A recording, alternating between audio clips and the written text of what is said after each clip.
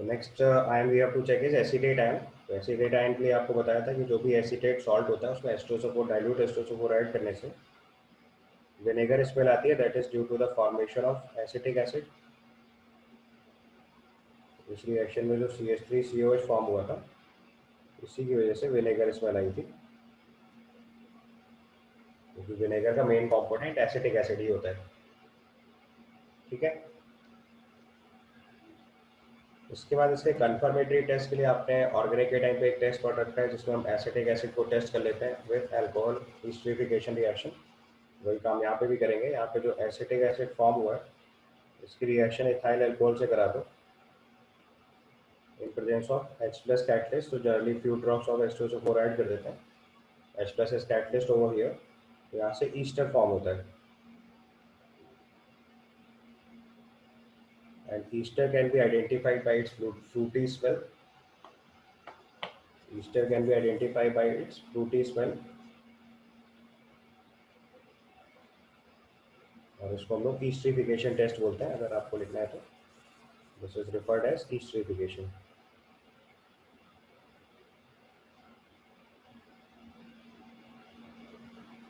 ठीक है। Another test जो हम लोग एसिटिक एसिड के लिए परफॉर्म कर सकते हैं।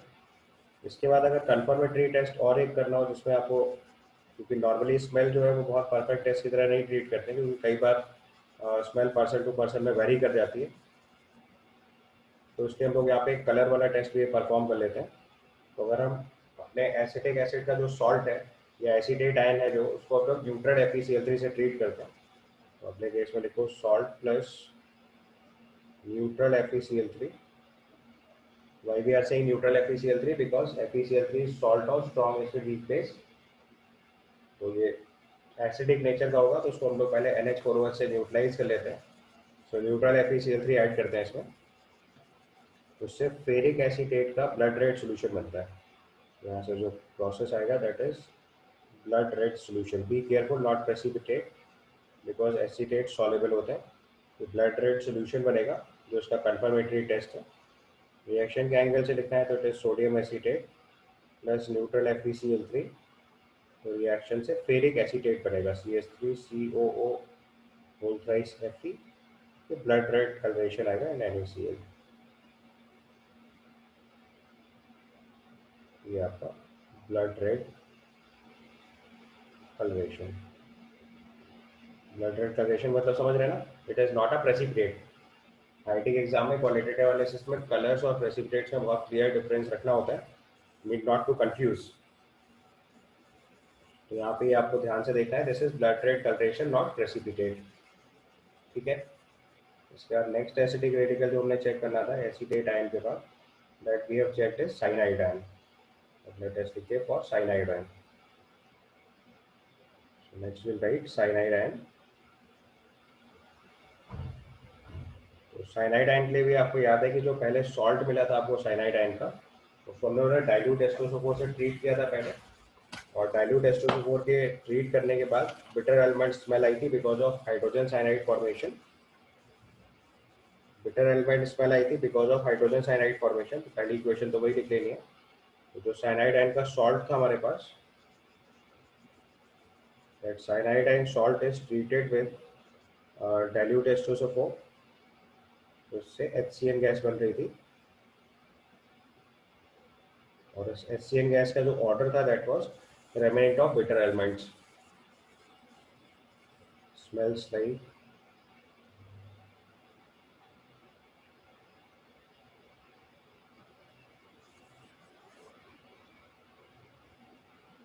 Remnant of bitter elements.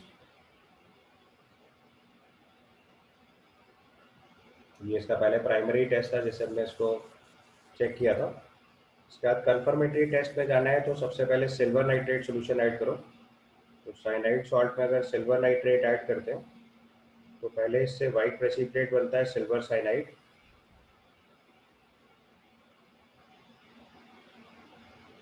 White precipitate is formed of silver cyanide, and this silver cyanide is readily soluble in excess of silver nitrate, forming a complex।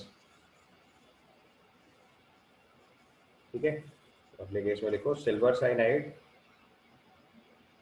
is readily soluble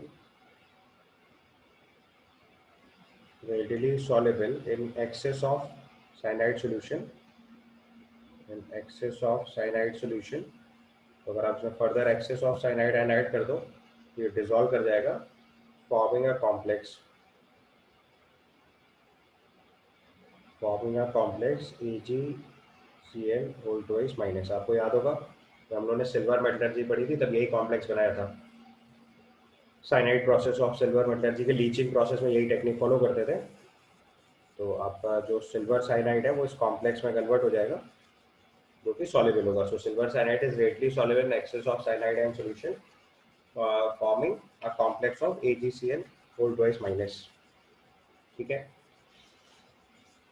उसके बाद देखो इसमें एक और अगर परफेक्ट टेस्ट फॉलो करें तो this is also another test, this is called Prussian blue test. ये भी बहुत इंपॉर्टेंट टेस्ट है। तो नेक्स्ट टेस्ट देखिए, प्रूशियन ब्लू टेस्ट।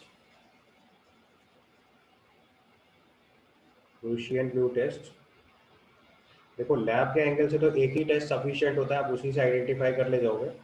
बट चूंकि हमें IIT का पेपर टैकल करना है तो वहाँ पे कोई भी टेस्ट देके क्वेश्चन पूछा जा सकता है। इसलिए अलग अलग टेस्ट जो हमने अलग अलग यूनिट्स में भी सीखे हैं उसको भी यहाँ के चैप्टर में याद रखते हैं। जैसे पिछली वाली रिएक्शन देखो हमने मेटलर्जी में सीखी थी, तो that reaction we can use here also. तो देखो इस केस में क्या करते हैं, प्रूशियन ब्लू टेस्ट के केस में क्या करते हैं कि जो हमारे पास सॉल्ट है उस सॉल्ट को हम लोग एल्कलाइन मीडियम में हीट कराते हैं विद फेरस सल्फेट सॉल्यूशन। तो हमने इसको फेरस सल्फेट के साथ हीट करा एल्कलाइन मीडियम में।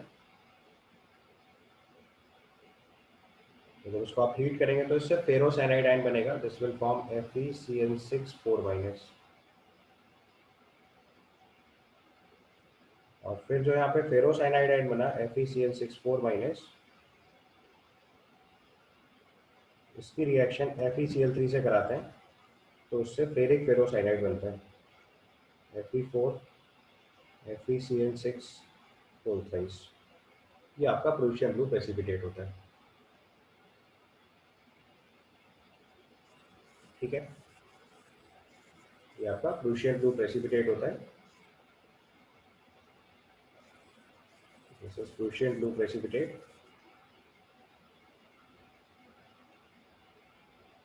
फेरिक फेरोसाइनाइड, और इसमें ध्यान देने की जरूरत ये है, यहाँ आयरन का ऑक्सीजन स्टेट चेक करेंगे तो ये +2 है और ये +3। ठीक है। सो नेक्स्ट केस में देखो, when salt is treated with concentrated H2SO4,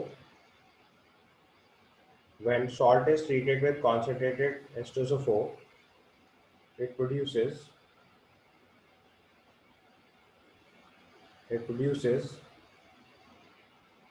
carbon monoxide which burns with blue flame।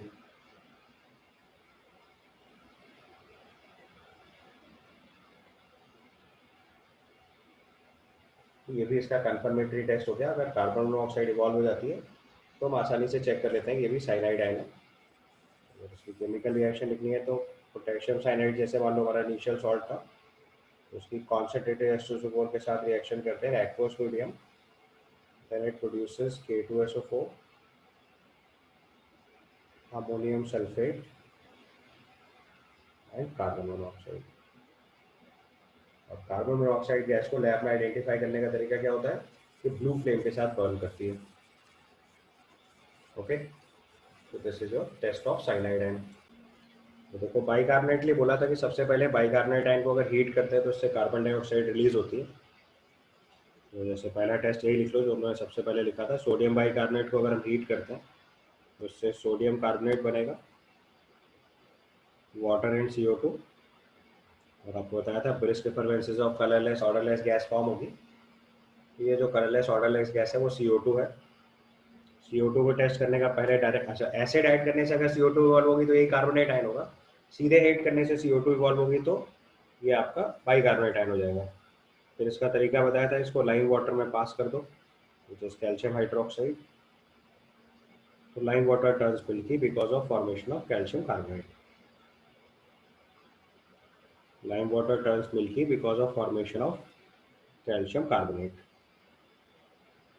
ये आपका मिल्की हो जाएगा, जिससे आप बाइकार्बोनेट आयन टेस्ट कर सकते हैं। ठीक है। अब इसी में अगर एक्सेस ऑफ गैस पास कर देते हैं तो आपको बताया था ये कलरलेस हो जाता है। तो अगर हमारे पास कैल्शियम कार्बोनेट जो फॉर्म हुआ है, इसी में एक्सेस ऑफ गैस पास कर दोगे, ये फिर से कलरलेस हो जाएगा। और हम इसी टेस्ट को बाइकार्बोनेट के लिए यूज़ करते हैं, तो फिर से कलर क्लियर सोल्यूशन बनेगा।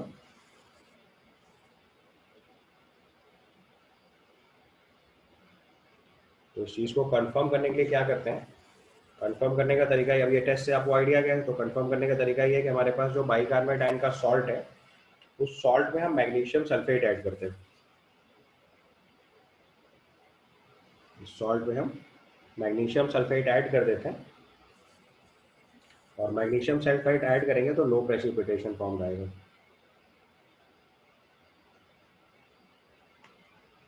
क्योंकि अगर ये कार्बोनेट होता तो ये प्रेसिपिटेट कर जाता। अभी यहाँ एग्जांपल से देख लो, अगर ये सोडियम बाइकार्बोनेट है तो ये मैग्नीशियम सल्फेट से रिएक्ट करने के बाद सोडियम सल्फेट बनेगा और मैग्नीशियम बाइकार्बोनेट बनेगा। तो इससे कोई भी प्रेसिपिटेट फॉर्म नहीं होगा, it will form magnesium bicarbonate directly, no precipitate. अगर यहाँ पे कार्बोनेट होता तो ये प्रेसिपिटेट जरूर होता। तो यहाँ से डिफ्रेंशिएट कर पाते हैं हम लोग कार्बोनेट और बाइकार्बोनेट को। कार्बोनेट आयन के केस में मैग्नीशियम सल्फेट ऐड करने से वाइट प्रेसिपिटेट बनता, बट बाइकार्बोनेट ऐड करने से ये चीज़ नहीं होगी। ठीक है, क्लियर है यहाँ तक? अब देखिए यहाँ पे अगर हम मैग्नीशियम बाइकार्बोनेट जो फॉर्म हुआ है इसको अगर हीट कर देंगे, तो ध्यान रखना है यहाँ मैग्नीशियम कार्बोनेट नहीं बनाते हैं, इसको हीट करने से मैग्नीशियम हाइड्रोक्साइड प्रेसिपिटेट होगा। It will precipitate magnesium hydroxide. ठीक है, दिस इज वाइट प्रेसिपिटेट। और इसी की जगह अगर कैल्शियम बाइकार्बोनेट होता और आप उसे हीट कर रहे होते तो इससे कैल्शियम कार्बोनेट ही फॉर्म होगा। So calcium bicarbonate on heating will produce calcium carbonate, water and CO2। ठीक है, तो इस चीज़ को बहुत अच्छे से ध्यान रखना है। यहाँ पे जो कैल्शियम बाइकार्बोनेट है ये वाइट प्रेसिपिटेट होगा। Make it very clear in the test of bicarbonate ion कि अगर आपने मैग्नीशियम सल्फेट ऐड करा तो पहले तो प्रेसिपिटेट नहीं आएगा, बाद में उसको हीट करोगे तो वाइट प्रेसिपिटेट बनेगा, but that white precipitate is not of magnesium carbonate, it is of magnesium hydroxide. जबकि कैल्शियम के केस में it will be a white precipitate of calcium carbonate. ये डिफरेंस एकदम क्लियरली मालूम होना चाहिए बिना किसी डाउट के, क्योंकि हार्डनेस ऑफ वाटर में हम लोग ये चीज़ यूज़ करते हैं, टेम्परेरी हार्डनेस रिमूव करने का ये तरीका है। तो next case is thiosulphate ion. तो थायोसल्फेट आयन के केस में अगर आपने सॉल्ट में डाइल्यूट H2SO4 ऐड किया था, तो इस डाइल्यूट H2SO4 को ऐड करने के बाद इससे आपको सल्फर की टर्बिडिटी और SO2 गैस इवॉल्व होती है। Turbidity of sulphur and SO2 gases evolve. SO2 की बर्निंग सल्फर स्मेल होती है, this is burning sulphur smell, जो कि मैंने आपको बताया था टायर बर्न करने की जैसी स्मेल होती है वैसे आता है। सो बर्निंग सल्फर स्मेल। और ये दूसरा वाला केस जो है उसमें सल्फर जो है हमारा वो टर्बिडिटी मिलेगी सल्फर की, या सल्फर प्रेसिपिटेट फॉर्म में भी मिल सकता है। दिस इज प्रिलिमिनरी टेस्ट जो मैंने आपको सबसे पहले बताया था, जिससे आइडेंटिफाई करते हैं। इसके बाद हम लोगों ने आयोडोमेट्रिक टाइट्रेशन अभी पढ़ा था, तो उसमें आपको पता है कि थायोसल्फेट आयन को आयोडीन से जो हम लोग न्यूट्रलाइज कराते हैं, तो that can also be use as an test, क्योंकि उसमें हम लोग आयोडीन के साथ स्टार्च इंडिकेटर यूज करते थे। वही लॉजिक यहाँ पे भी यूज कर लो कि अगर हमने सोडियम थायोसल्फेट किया और उसमें आयोडीन ऐड करा with starch, iodine with starch जो होगा वो कैसा होगा, ब्लू कलर होगा शुरुआत में, और जैसे ही इसकी रिएक्शन खत्म होगी तो आयोडीन पूरा न्यूट्रलाइज हो जाएगा, it will form sodium iodide and Na2S4O6, ये साइड कलरलेस होगी। जैसे ही पूरा आयोडीन कंज्यूम कर लेगा ये कलरलेस फॉर्म आ जाएगी। ऐसा भी कर सकते हैं, या फिर इसका एक और तरीका होता है, अगर ये नहीं कर रहे हैं तो Na2S2O3 की रिएक्शन Ki3 से कराते हैं। Ki3 आपका येलो सोल्यूशन होता है, और इस Ki3 से रिएक्शन होने के बाद भी सेम रिएक्शन है, it will form Na and Na2S4O6, या प्लस के आई भी फॉर्म हो जाएगा ऑब्वियसली, ये आउटकम आ जाएगा इसका। तो ये देखो जो येलो सोल्यूशन था ये पूरा डिसअपियर हो जाएगा, तो राइट हैंड साइड फिर से कलरलेस हो जाएगी। जो कि आई3 का येलो कलर था वो डिसअपियर हो जाएगा because iodine is consume by thiosulphate ion. ये हमने आयोडोमेट्री में यूज़ किया था, वही टेस्ट यहाँ फिर से यूज़ कर सकते हैं। तो this can be use as an confirmatory test. तो ये देखो आपका प्रिलिमिनरी टेस्ट हो गया फर्स्ट वन, ये आपका सेकेंड टेस्ट हो गया। इसी चीज़ को हम लोगों ने दूसरे तरीके से यूज़ किया। अभी थर्ड टेस्ट में हम लोग सिल्वर सोल्यूशन यूज़ करते हैं। तो आप देखो आपको धीरे धीरे इस चीज़ का क्लू आने लगा होगा, क्योंकि केवल सिल्वर फ्लोराइड और सिल्वर नाइट्रेट दो ही सिल्वर सॉल्ट सॉलेबल हैं, बाकी सारे सिल्वर सॉल्ट वाटर इनसॉलेबल होते हैं। तो इट्स अ क्लू कि आप सिल्वर से कभी भी कोई भी रिएक्शन कराएंगे आपको प्रेसिपिटेट जरूर मिलेगा। तो अगले केस में देखो हमने अगर थायोसल्फेट आयन की रिएक्शन सिल्वर से कराई, तो थायोसल्फेट आयन सिल्वर से रिएक्शन करने के बाद सिल्वर थायोसल्फेट बनेगा Ag2H2O3, और ये वाइट प्रेसिपिटेट होता है। बट ये वाइट प्रेसिपिटेट बहुत स्टेबल नहीं होता। Ag2H2O3 का वाइट प्रेसिपिटेट फॉर्म होता है and this is not stable, तो यहाँ पे आप लिख सकते हैं ये अनस्टेबल होता है। तो उसको अगर थोड़ी देर छोड़ दिया जाए तो ये डिकम्पोज करके ब्लैक कलर में कन्वर्ट हो जाता है। ये पॉइंट लिख लीजिए नीचे। Silver thiosulphate, silver thiosulphate, silver thiosulphate is soluble in excess of thiosulfate ion and दूसरे पॉइंट, एक पॉइंट तो ये हो गया, ये एक इंपॉर्टेंट बात है। दूसरे पॉइंट में फिर से लिखो silver thiosulphate is not stable and it readily decomposes, या ऐसे लिख लो it decomposes to silver sulfide and it decomposes to silver sulphide, और सिल्वर सल्फाइड का कलर होता है ब्लैक ऑन स्टैंडिंग। मतलब इस वाइट प्रेसिपिटेट को अगर आप थोड़ी देर के लिए छोड़ दीजिए, फिर वाइट प्रेसिपिटेट थोड़ी देर बाद ब्लैक प्रेसिपिटेट में कन्वर्ट हो जाएगा। यहाँ पे देखो दो रिएक्शंस हो गई।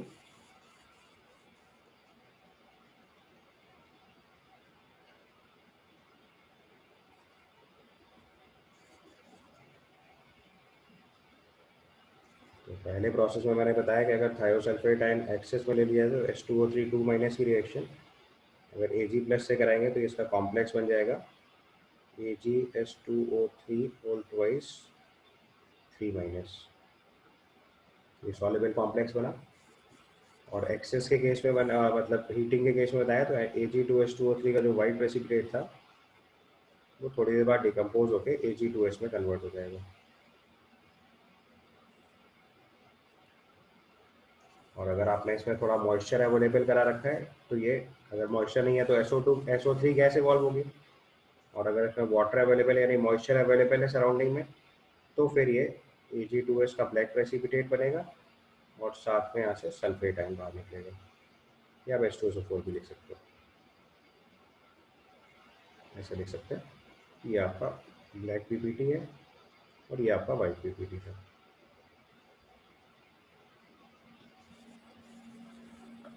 ठीक है, तो अगर क्वेश्चन में लिख के आएगा white precipitate on standing turns to black, तो ये बहुत हाई लेवल फ्लू होता है थायोसल्फेट आयन के लिए।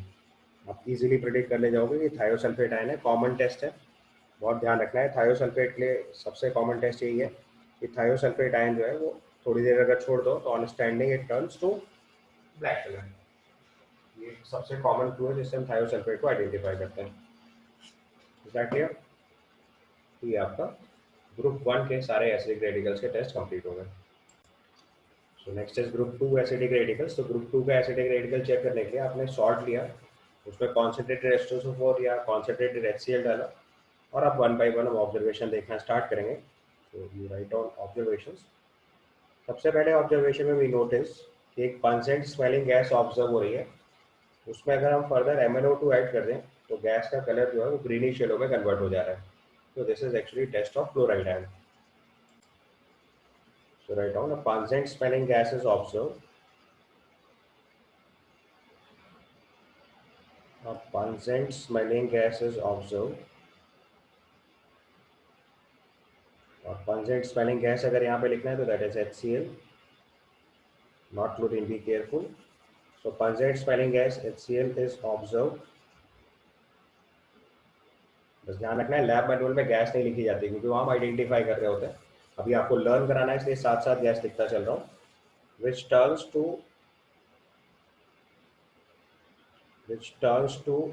greenish yellow, gas। और यहाँ पे जो ग्रीनिश येलो गैस है वो हमारे लिए क्लोरीन है। which turns to greenish yellow gas, which is chlorine, on addition of MnO2. On addition of MnO2. तो ये हमारा पहला इंफरेंस हुआ क्लोराइड आयन में भी। ये क्लोराइड आयन का प्रिलिमिनरी टेस्ट हो गया। तो ब्रोमाइड आयन के लिए टेस्ट लिखेंगे तो pungent smelling gas HBr is observed which turns to red और ब्राउन गैस या लिक्विड डिपेंडिंग अपॉन टेम्परेचर, क्योंकि Br2 जो है वो रूम टेम्परेचर पे लिक्विड हो जाता है। हाई टेम्परेचर पे गैस की तरह ट्रीट करेंगे। कलर्स के केस में भी रेड कलर भी लिख सकते हैं, ब्राउन शेड भी लिख सकते हैं, रेडिश ब्राउन भी लिखा हो सकता है। सो pungent smelling gas HBr is observed which turns to red और brown gas of liquid which is Br2 और addition of MnO2 then it is bromide ion. इसके बाद अगला टेस्ट लिखेंगे दैट इज फॉर आयोडाइड। तो लिखेंगे violet colour vapours are observe. अब यहाँ देखो MnO2 रिक्वायर्ड नहीं होता है, H2SO4 यहाँ सफिशिएंटली ऑक्सीडाइजिंग होता है कि वो ऑटोमेटिकली HI को I2 में ऑक्सीडाइज करा देता है। तो नेक्स्ट इज देखते हैं वॉयलेट वेपर्स आर ऑब्जर्व। यहाँ जो वॉयलेट वेपर्स बन रही है that is of iodine. So violet vapours are observe. ये आपका आयोडाइड आयन में भी हो गया। ठीक है, नेक्स्ट केस में लिखेंगे brown colour gas is observe. Brown colour gas is observed, intensity of which increases. Brown color gas is observed, intensity of which increases on addition of copper turning. यहाँ पे ब्राउन कलर गैस जो बन रही है वो NO2 है।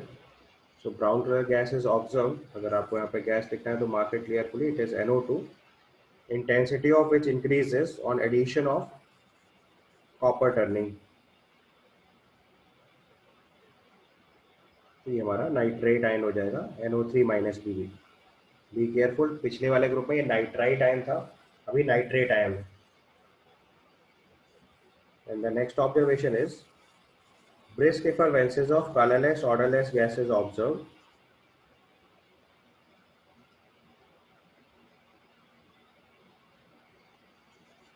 Brisk effervescence of colorless odorless gas which is CO2 is observed, and gaseous mixture can burn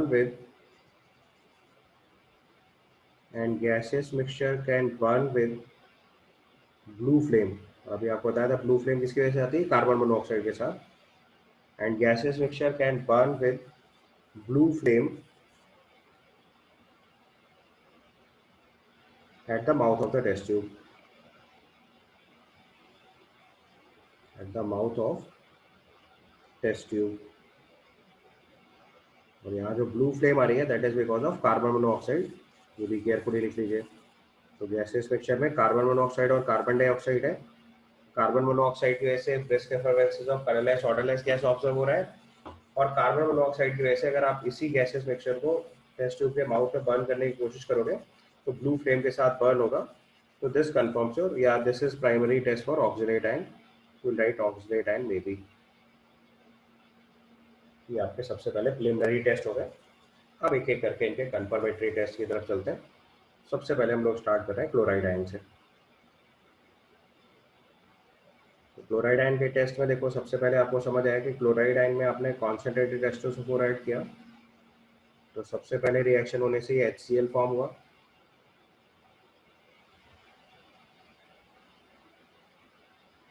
जो कि पल्सेंट स्मेलिंग गैस थी। फिर इस HCl की रिएक्शन MnO2 से हुई तो आपकी क्लोरीन गैस बनी, जो कि ग्रीनिश येलो गैस लिखा मैंने, MnCl2 वाटर एंड Cl2। ये आपकी ग्रीनिश येलो गैस थी।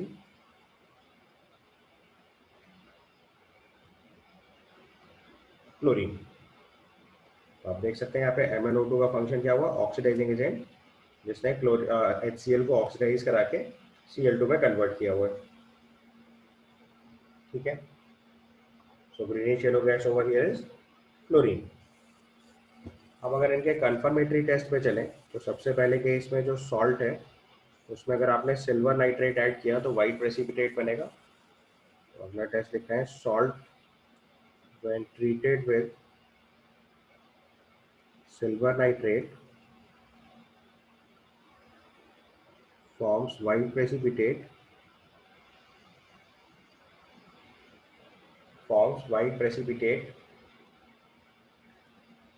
ठीक है।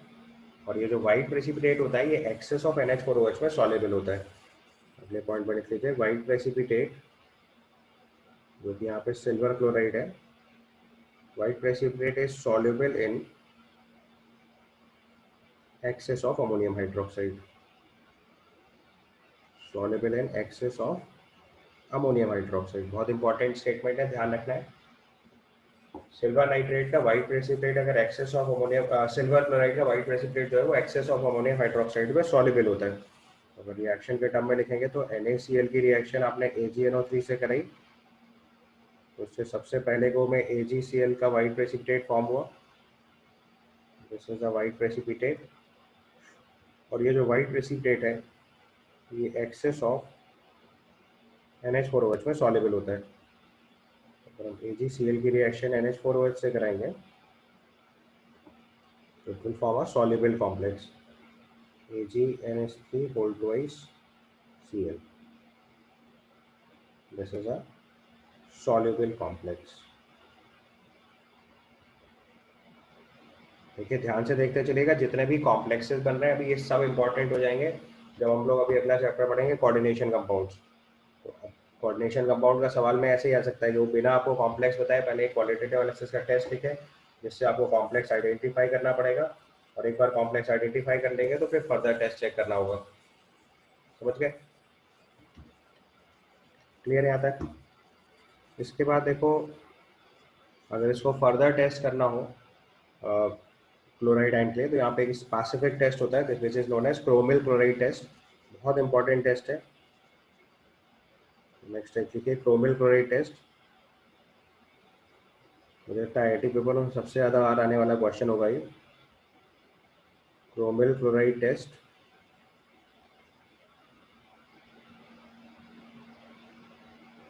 ऑल्दो पहले वाले टेस्ट से ही क्लोराइड आयन कंफर्म हो जाता है, but we perform on a specific test known as chromyl chloride test. तो पहले इस पॉइंट पर टेस्ट लिखिए, when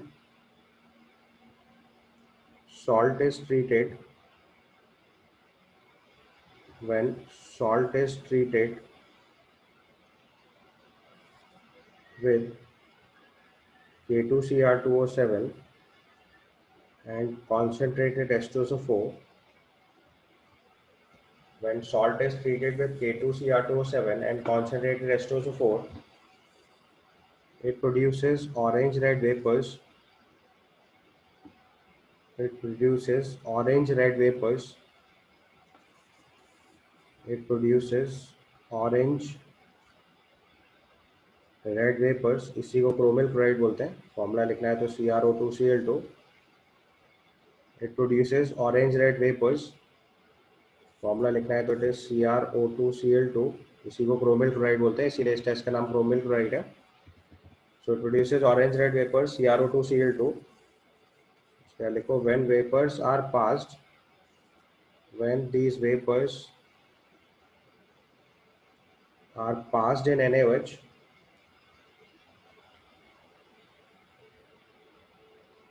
it forms yellow solution. It forms yellow solution.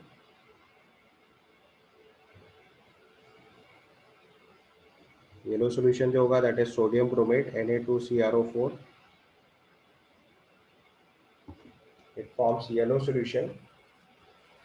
और फिर इस येलो सोल्यूशन में अगर हम लेड एसीटेट ऐड कर देते हैं तो येलो प्रेसिपिटेट फॉर्म हो जाता है। इसके लिखो, to this yellow solution this yellow solution, lead acetate is added. To this yellow solution, lead acetate is added, which is CH3CO whole twice Pb, forms yellow precipitate. ये जो पूरा test है इसको बोलते हैं chromyl chloride test. Forms yellow precipitate. ध्यान रखना है पहले येलो सॉल्यूशन था, बाद में जो लेड येलो प्रेसिपिटेट बनता है this is lead chromate PbCrO4 and this complete test is known as chromyl chloride test. Right. अब ये चीज़ पूरी इक्वेशंस के टर्म में लिख डालो. सबसे पहले NaCl की रिएक्शन जो हमारा सॉल्ट था कॉन्सेंट्रेटेड H2SO4 से करा रहे हैं, तो इससे फॉर्म होगा Na2SO4 एंड 2HCl. उसके बाद K2Cr2O7 की रिएक्शन कॉन्सेंट्रेटेड H2SO4 से हो रही है, then it is forming K2SO4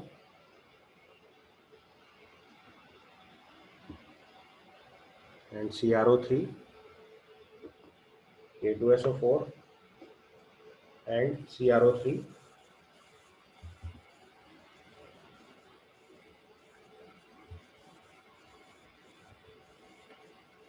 two units plus water.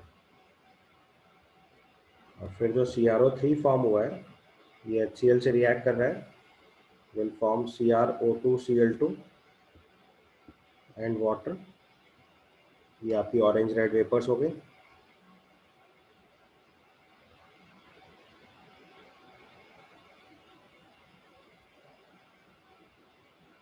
फिर ये जो ऑरेंज रेड वेपर है CrO2Cl2,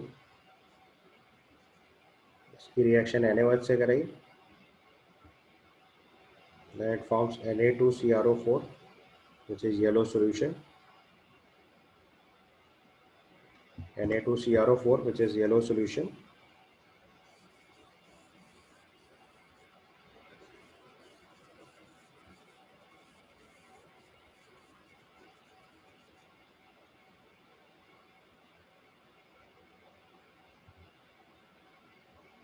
अब कुछ लोग देखो लर्न करने के लिए क्या करते हैं कि ऐसी चीज़ों पे कलर्स यूज़ करना शुरू कर देते हैं. जैसे उस पर आप येलो हाइलाइटर चला लो, आपको आसानी से याद रहेगा ये येलो कलर होता है. और तो मैं तो बहुत जगह पे हाइलाइटर चलाता हूँ तो उतना इंपॉर्टेंट नहीं है, बट आप अपनी कॉपी में अगर सही से लिखोगे तो इट विल बी हेल्पफुल. कई लोग कलर्स याद रखने के लिए ऐसे अलग अलग कलर के हाइलाइटर चला के याद रखते हैं. तो sodium bromate is yellow solution. और फिर इस येलो सोल्यूशन की further reaction PbCr lead acetate से करा रहे हैं हम लोग. तो this Na2CrO4 when treated with lead acetate which is CH3CO whole twice Pb, तो lead acetate से रिएक्शन होने के बाद it will form lead chromate which is yellow precipitate. So PbCrO4 plus sodium acetate.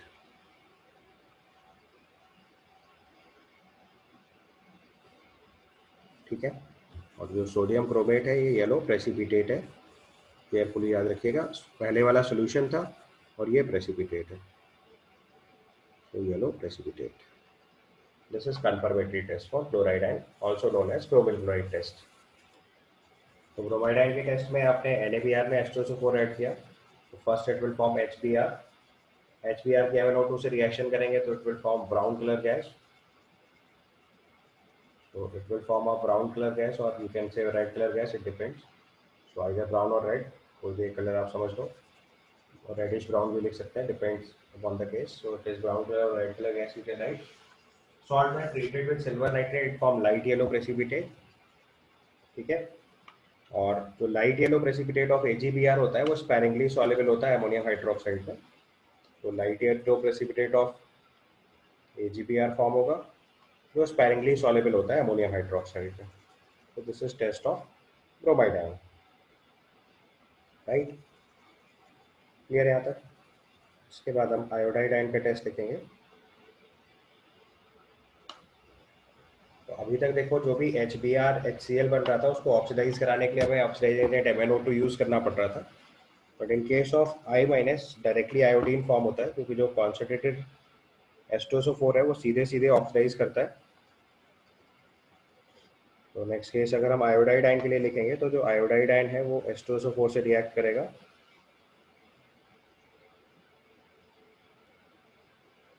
उसमें I2 फॉर्म होगा और sulphide H2SO4 यहाँ पे ऑक्सीडाइजिंग एजेंट तरह काम कर रहा है, तो फाइनली SO2 में कन्वर्ट हो जाएगा। यहाँ पे कॉन्सेंट्रेटेड सल्फ्यूरिक एसिड ही ऑक्सीडाइजिंग एजेंट तरह काम करता है, तो वो HI को I2 में अपने आप ऑटोमेटिकली ऑक्सीडाइज करे दे रहा है। So this is test of preliminary test. तो ये आपकी वॉयलेट वेपर्स आ रही है।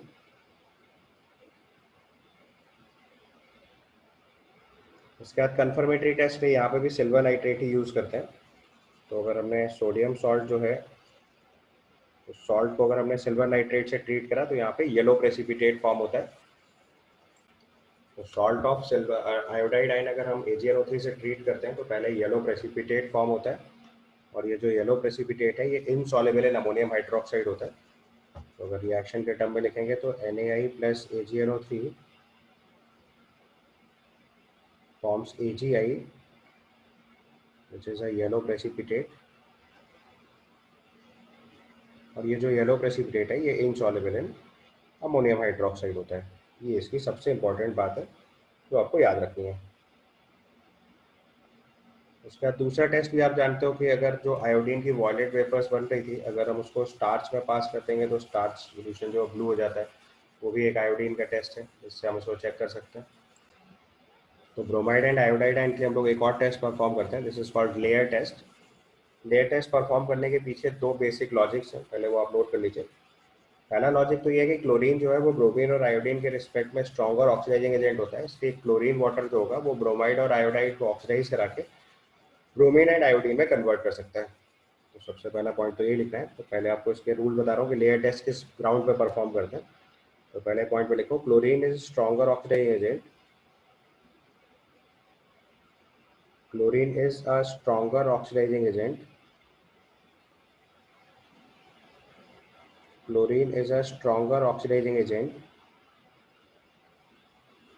chlorine is a stronger oxidizing agent than bromine and iodine,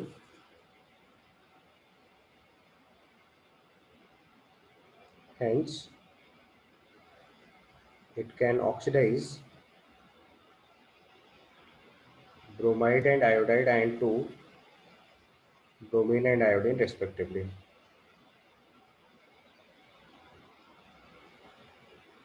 So chlorine is stronger oxidizing agent than bromine and iodine, hence it can oxidize bromine and iodide into bromine and iodine respectively. ठीक है। दूसरा logic ये है कि जो bromide ion और iodide ion है उसकी सॉल्युबिलिटी वाटर में ज़्यादा होती है, और ब्रोमीन एंड आयोडीन की जो सॉल्युबिलिटी है वो नॉन पोलर सॉल्वेंट्स में ज़्यादा होती है क्योंकि इनका कोवलेंट कैरेक्टर हायर होता है। अगले पॉइंट पे लिखो bromide and iodide are more soluble, bromide and iodide and are more soluble in water, while Br2 and iodine are more soluble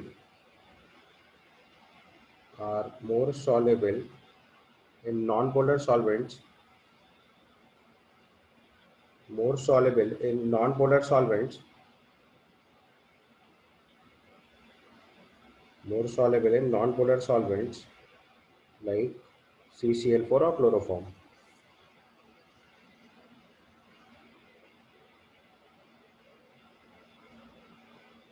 Like CCl4 or chloroform. ठीक है। तो क्लोरोफॉर्म और CCl4 में ब्रोमीन एंड आयोडीन ज़्यादा soluble है, और bromide and iodide ion जो है वो वाटर में ज़्यादा सॉल्युबल है। इस ग्राउंड पे हम लोग लेयर टेस्ट परफॉर्म करते हैं। ठीक है। तो टेस्ट परफॉर्म करने का जो तरीका है वो लिखिए सबसे पहले। तो टेस्ट में क्या करते हैं, सॉल्ट लेते हैं, इसकी रिएक्शन क्लोरीन वाटर से कराते हैं, और साथ में इसमें हम लोग क्लोरोफॉर्म या CCl4 और ऐड कर देते हैं। ठीक है। So will take salt, will take chlorine water and we'll take chloroform, we will take chlorine water, and at the same time we'll take chloroform and CCl4. ठीक है। तो अब क्या होगा कि जो सॉल्ट का में क्लोरीन वाटर ऐड किया है वो chlorine water bromide and iodide ion को ऑक्सीडाइज कराएगा टू ब्रोमीन एंड आयोडीन, और जैसे ही वो अपनी क्लोरोफॉर्म या CCl4 लेयर में शिफ्ट होगा तो जो क्लोरोफॉर्म और CCl4 की लेयर है वो अगर ब्राउन कलर की हो जाएगी तो इट कन्फर्म्स ब्रोमाइड आयन, और अगर वो वॉयलेट कलर की हो जाएगी तो इट कन्फर्म्स आयोडाइड आयन। यहाँ रिएक्शन देखो क्या होती है कि जो क्लोरीन है वो, सॉरी, जो हमारे पास ब्रोमाइड आयन है, जो ब्रोमाइड आयन है वो क्लोरीन वाटर से ऑक्सीडाइज होगा। तो रिएक्शन के टर्म में अगर लिखा जाए तो पहले जो ब्रोमाइड आयन है वो क्लोरीन वाटर से ऑक्सीडाइज होगा, will convert to Br2 and Cl minus.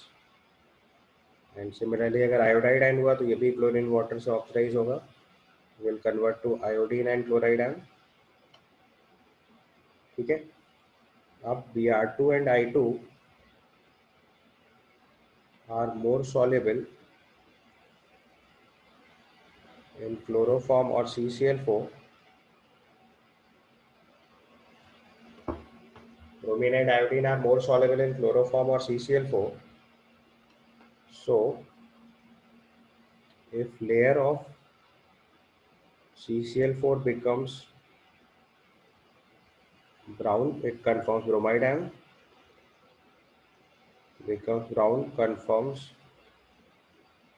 bromide ion. And if layer of CCl4 becomes violet,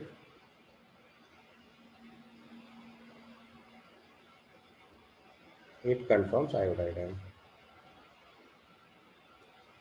It confirms iodide ion. समझ आई बात? तो अगर हमारी CCl4 और क्लोरोफॉर्म की लेयर अगर ब्राउन कलर की हो गई तो ब्रोमाइड आयन कन्फर्म होगा, और अगर वॉयलेट कलर की हो गई तो आयोडाइड आयन कन्फर्म हो जाएगा। तो देखो CCl4 की डेंसिटी वाटर से ज़्यादा होती है, इसलिए CCl4 नीचे वाली लेयर बनाएगा, वाटर ऊपर वाली लेयर में होगा। ब्रोमाइड आयन आपने ऊपर से डाला तो वाटर पे ब्रोमाइड आयन पहले ज़्यादा डिसॉल्व होगा, और इसी में आपने क्लोरीन और ऐड कर रखा है, तो this is basically chlorine water. तो अगर आपने क्लोरीन वाटर कॉम्बिनेशन रखा है तो क्लोरीन इज ऑक्सीडाइजिंग एजेंट जो ब्रोमीन और आयोडाइड आयन को ऑक्सीडाइज करा के ब्रोमीन एंड आयोडीन में कन्वर्ट करेगा।